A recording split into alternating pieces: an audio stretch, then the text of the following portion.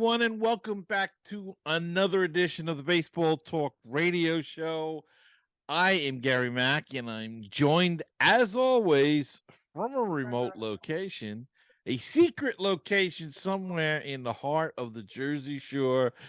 The wonderful, the great Mr. Rich Baxter. Rich, how are you today? Thank you so much, Gary. You're awesome as well. Um, I can't say good things about you. Thank you for the introduction. Doing fine. At an undisclosed coffee location here in southern New Jersey. It's so busy right now that the manager just offered to give people refunds if they can't wait. Wow. Well, it That's seems funny. people are getting out and about again, and I'm still hibernating in the house. But Yeah. you know, we'll see what happens this year. But Rich, we've started the season, and not so good for your team. My team's off to an okay start, but your team struggling a little bit in the first two games. But it's so early in the season. But great to have baseball back. Yeah, as you said, it's so early in the season. I'm not even worried about it. Now, maybe the middle of April, I'll start to worry about it, or maybe the end of April, somewhere around there. But yeah, it's just nice to have baseball back. I actually called in during the week to MLB Network Radio, and I talked a little bit about the Phillies game, as a fan, of course. And Uh-huh. they couldn't believe I was so cavalier about it because, of course, the Phillies lost their opening game. Aaron Nola did not look good, and Steve Phillips was like, "Are you sure you're a Phillies fan, Rich? Because you don't really sound like it. You should be more upset." So I consequently I didn't talk to him very long. He cut me off, but it was nice to talk baseball. It's nice to see the game back on the diamond, even though we have some tweaking going on with the rules. So I hear. Yeah, they're tweaking them a little bit as they go along, I guess, to see what they can come up with. The one nice thing is that the umpires have gotten a little bit more discretion, I guess you'd call it, and they can reset the clock if they think something is not something's amiss, and that it's not a stalling tactic, but like if a guy runs out something, they can reset the clock so he has time to get back to the batter's box. They're not rushing things that much, and but the games are moving along at a quicker pace. So you know, uh, Yeah, I mean, they'll if that's the goal. So yeah, it seems like they're accomplishing one thing, but another thing was the stealing of bases. I was listening this morning. They said the success rate is up to 91% on stealing bases so far this year. So it's mhm. almost like a free pass for the runners on base now to take a base or two. Well, and that will make the games a little bit more exciting, I think. You have to, as a fan, you're gonna have to pay a little bit more attention to the game, to see whether they steal and set up that particular strategy. And I kind of miss that. It's gonna they're gonna talk about the whole changing of the way the game has been played recently, and maybe it'll go back to adding a little bit more speed into it, which was always a fun facet of the game. Yes, it is. Speed and baseball seem to go together. Um, and like we said, they're going to tweak things here and there. They might have to tweak something with the base runners with a 91% success ratio. And I guess it's just the distance that was reduced between first and second, making that happen. But and the pitcher is actually more rushed now. So it used to be that they'd play a cat and mouse game, look over at first, chase them back once or twice. Now it doesn't happen. It's like you have to pitch the ball in an X amount of seconds, or you're going to get a pitch violation. So this has impacted the game a lot. We've seen the shift restrictions being called into question a little bit here and there. But so far, it's been an interesting start to the season. Yeah, and in the Mets game the other day, they brought up an interesting point. Not that it had no effect on the game, but the point they brought up with the pitch clock and the pitchers have to pitch a little quicker.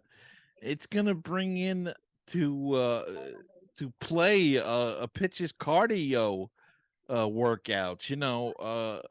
They're gonna have to be in a little bit better shape too, because they're gonna be pitching a little faster. So, the shape of the player is gonna come into play there, especially since they're not used to it. They're used to walking around and taking their time and catching a breather. Now they're not gonna have that opportunity. So that'll be interesting to see as the season goes on.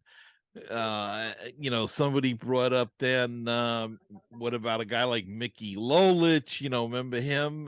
He was overweight and everything, but he was used to pitching fast in those days, in the late 60s and the 70s.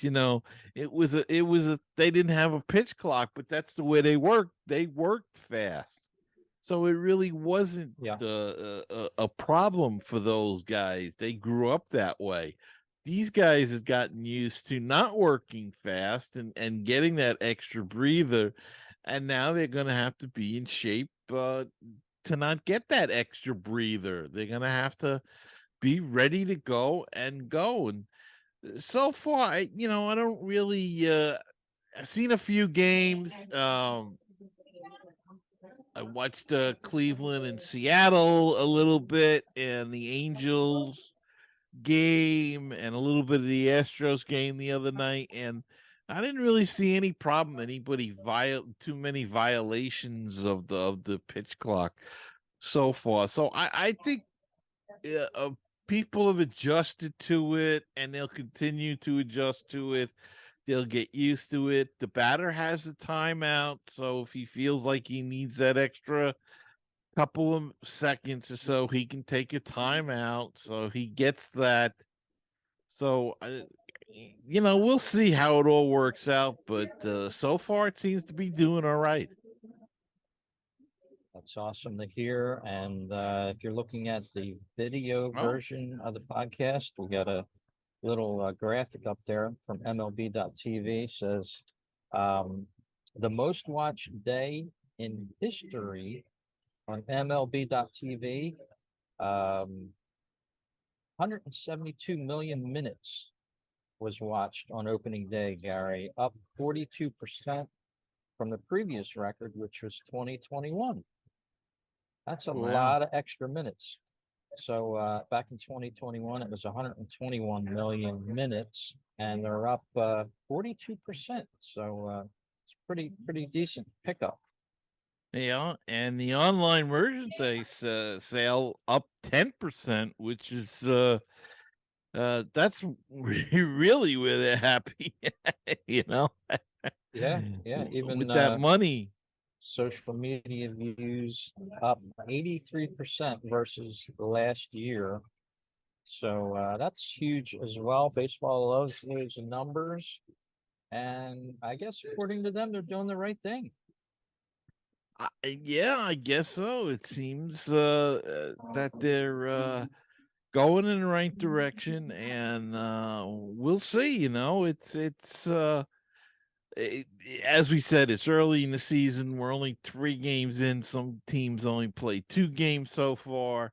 So we'll see, but looks like they're going in the right direction. Not a lot of rainouts either, which is nice. I found the oddest thing on the opening night, though, Rich, was, usually we're worried about rain here in the Northeast, but it was raining in San Diego. Can you believe that?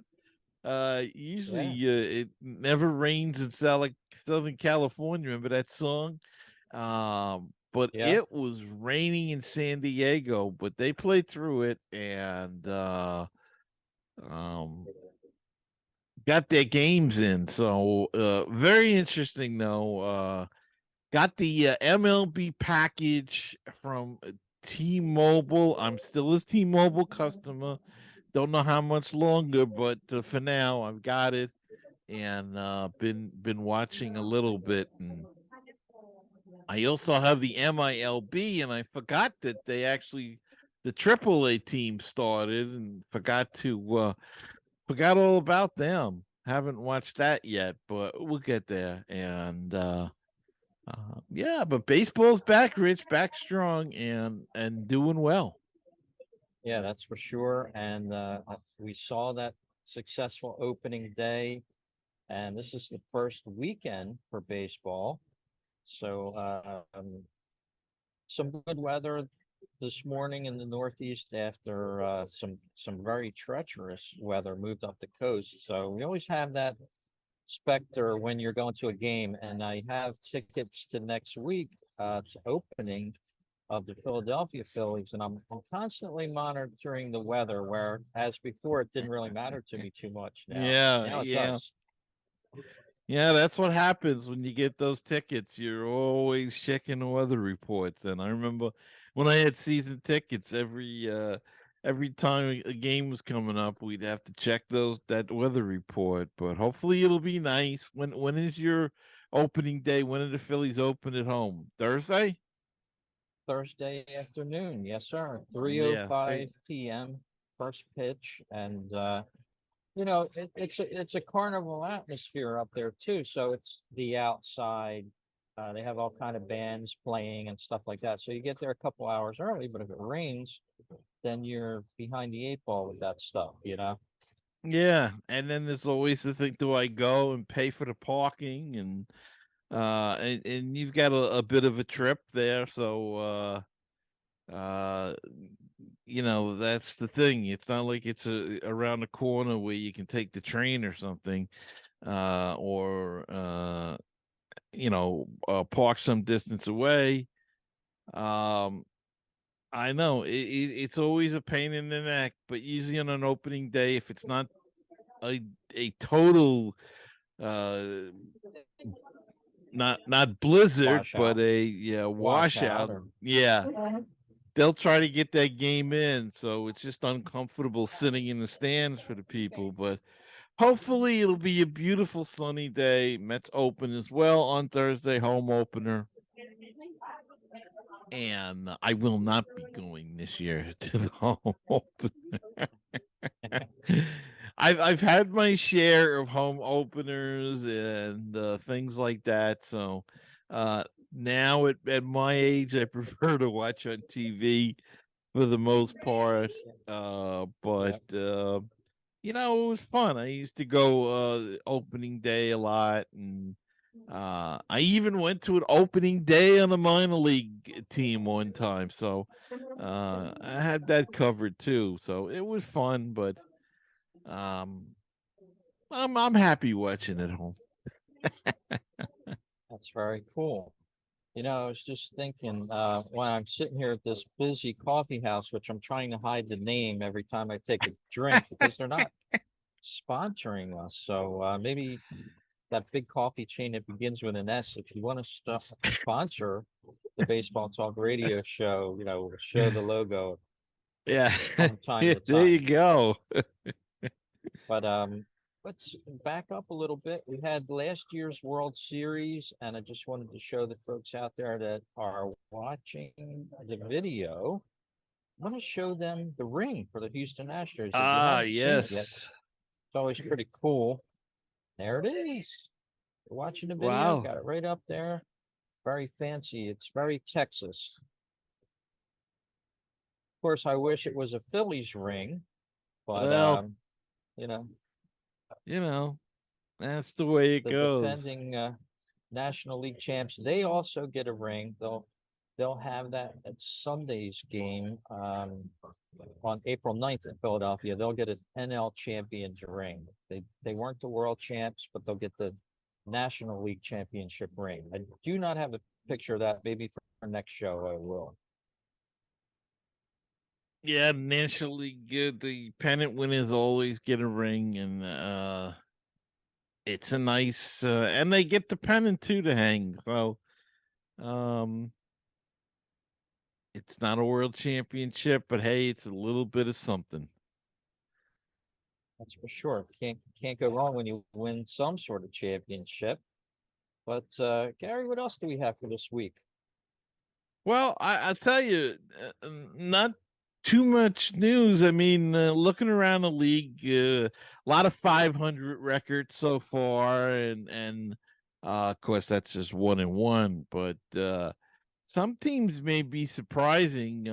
This Miami team, I'll tell you, they can hit. And this kid that they got, Luis Arias, who they traded for in the offseason, he's the AL batting champion last year, and he's going to give the NL batting championship a run this year because this guy can hit. He's a contact hitter, spray hitter, but boy, is he a good little ball player. So, the Marlins have improved, and they've got a terrific young pitching staff. So, they're going to be a tough team. They might be more in the East than we thought. Cincinnati's improved. Pittsburgh's played okay. San Diego got booed in their first game because they did not look good. So the fans are getting uneasy out there already in San Diego. And of course, they've been picked a lot to dethrone the Dodgers as the NL West champion. So we'll have to keep a close eye on that race. That'll be an interesting race. The Angels have looked pretty good so far, Rich, over in the American NL League. West. One, Yes. yeah, 1-1, but came through with a lot of hitting. And how about, I know you don't want to hear this, but how about those Texas Rangers? They have been hitting. And of course, there's Houston, as per usual, in their usual spot there, almost on top, half game back because they played 3 games. Texas has only played 2. But it's so early in the season, but those are some of the highlights. Texas has looked very good. Minnesota's still undefeated. Tampa Bay undefeated. And Baltimore at 1-1. Boston 1-1. Yankees and Toronto all at 500. So the season is off, Rich, and not too many injuries so far. The Mets announced Justin Verlander was put on a 15-day disabled list with a very low-grade strain. They say they're just really being overly cautious this early in the season with him.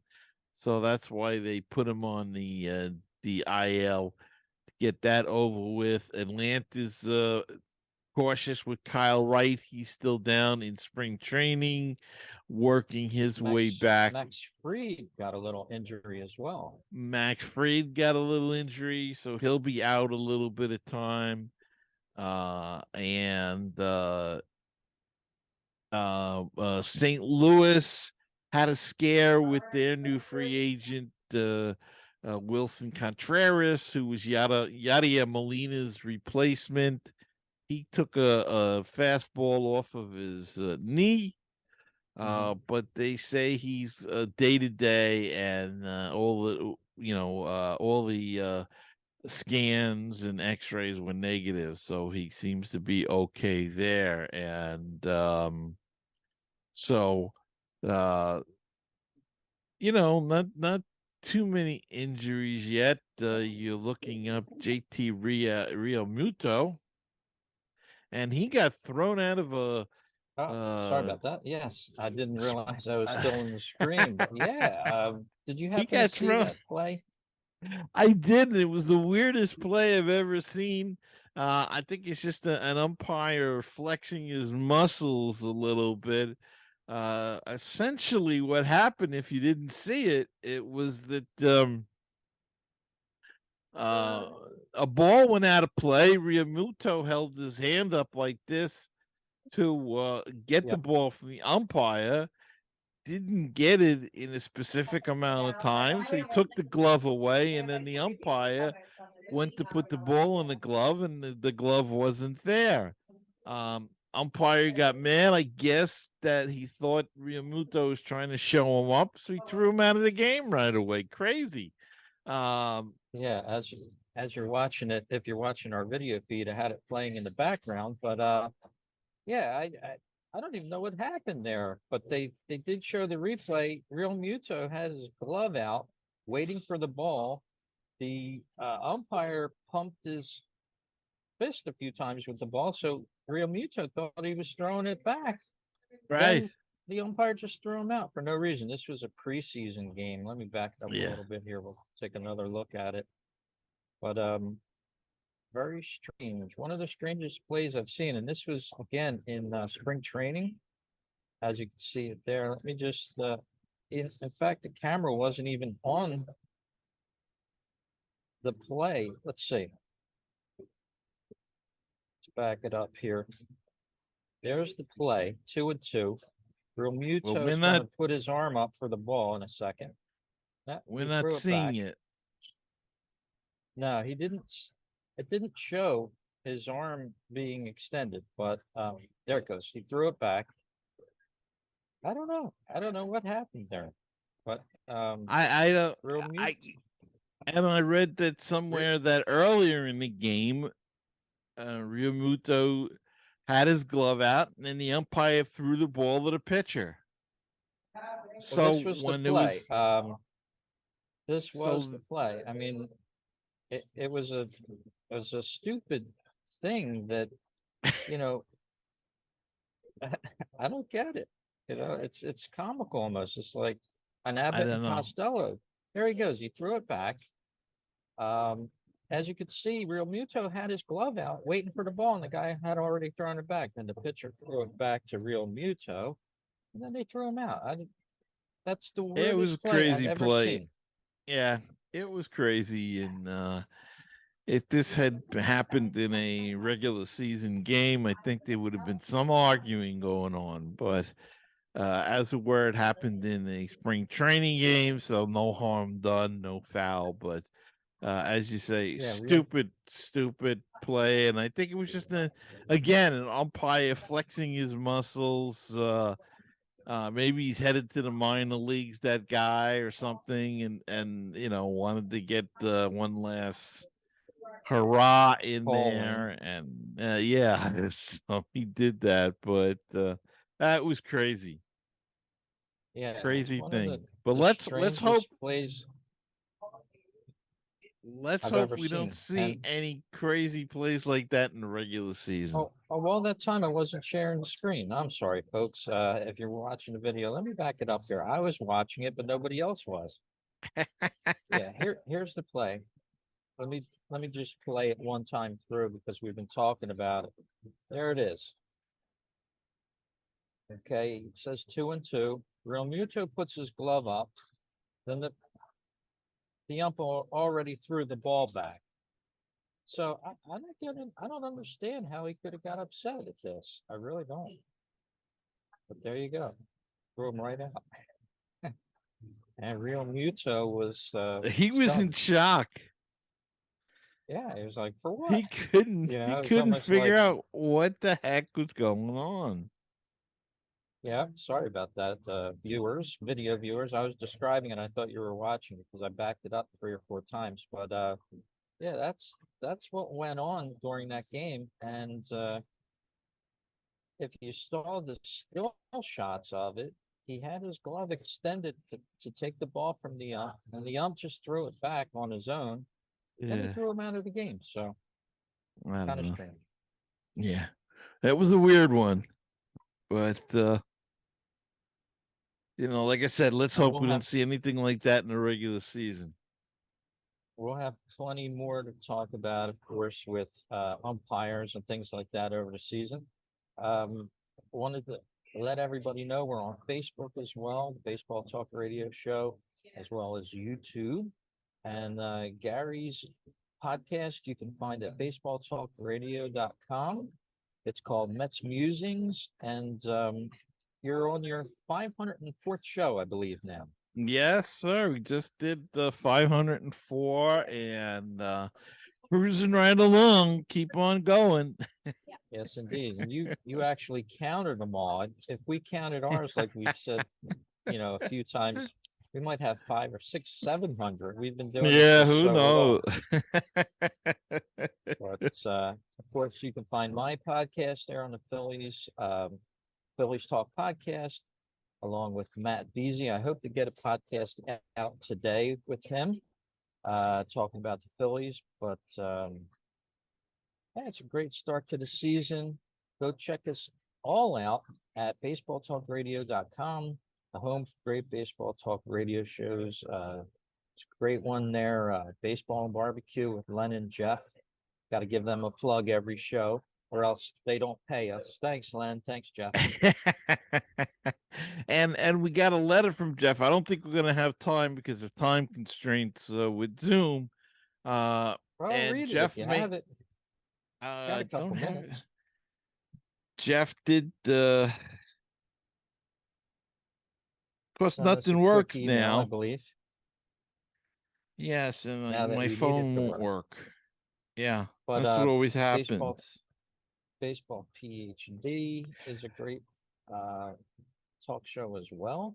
So check All that right. out. Here's Jeff's picks, his fearless forecast, as he said. In the NL, the East, he's got the Braves, the Cardinals, the Padres as the division winners. Wild card, Dodgers, Mets, and Phillies. In the AL, he's got the Blue Jays, Guardians, Astros. The Yankees is the wild card, the Mariners, and the Angels.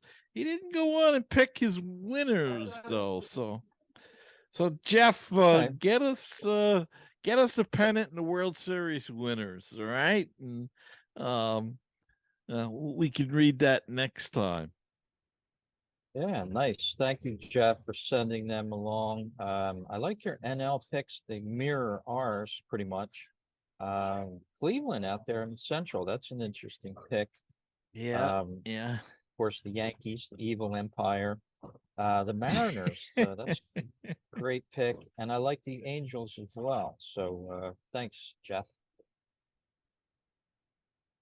Yep. So that And was we've Jeff got less than a Cohen's. minute, Rich. So it's been good talking to you and to the people, and we'll see each other again.